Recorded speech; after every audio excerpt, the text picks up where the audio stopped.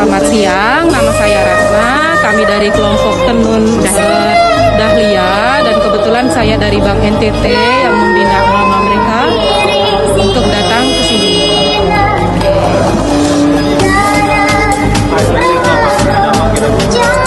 Setahu saya kegiatan selama ini di Labuan Bajo itu dalam rangka polisi negara-negara di Asia Tenggara, yang mana pembahasannya itu mengenai kejahatan di lingkup negara-negara di Asia Tenggara. Kalau kesannya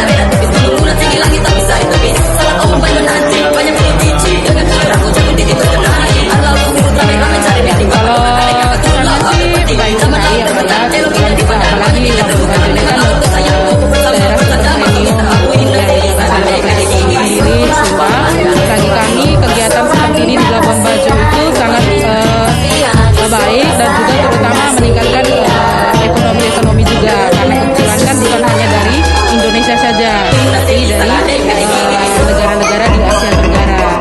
Dan ini juga sebagai ajang promosi ya Pak ya, siapa tahu nanti Labuan Bajo dikenal di negara-negara di Asia Tenggara. Walaupun kemarin kita sudah ada KTT ASEAN, tapi ini kan juga salah satu event yang sangat